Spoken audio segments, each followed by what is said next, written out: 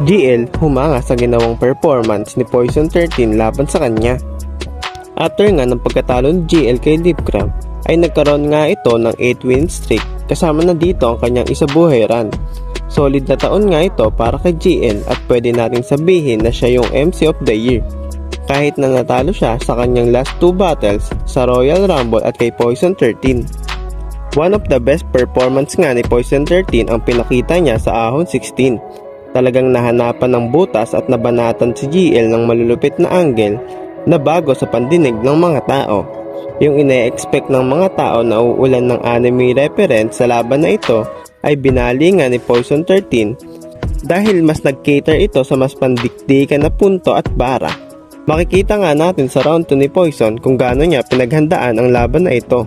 Talagang inaral niya kung anong pwedeng maging kahinaan ni GL at nagawa niyang successful ito. Ibinigay ni Poison ang pang-4 at pang-3 talo ni GL sa 3GS member.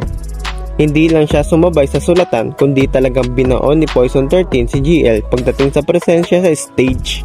Tanggapin dispensa ko, mali ka nang binabangga.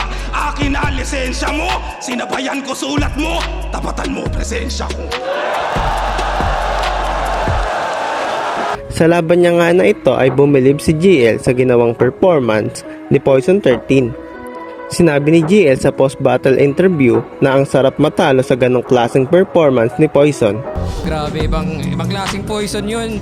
Yun yung inaasahan ko sa bawon niya, no, sa material, sa antics, sa mga pakulo. Yun, talagang nasulit niya all 3 rounds, may mga moments. So, kung bilangan lang siguro, sa kanya pa rin, moment-wise, sa kanya pa rin, men. Sobrang solid ni Poison. Talagang nakuha niya yung formula para sa gabing yun, gabing to.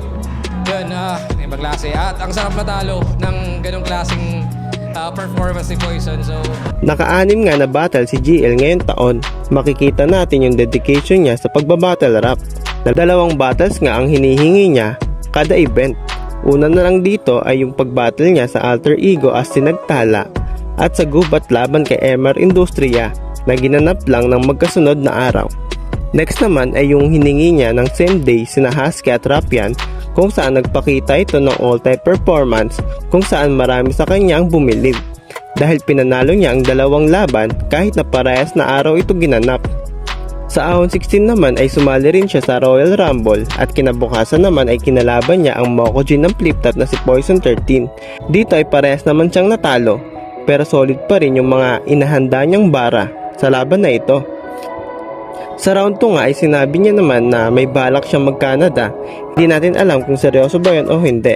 Pero kung oo man ay nagme-make sense kung paano niya sinulit yung paghihingi niya ng battle sa 2025. Overall ay naging solid year ito para kay GL at talagang masasabi natin na isa siya sa dahilan kung bakit tinataas din ng mga kalaban niya yung mga lyricismo nilang dala kapag siya yung kinakalaban.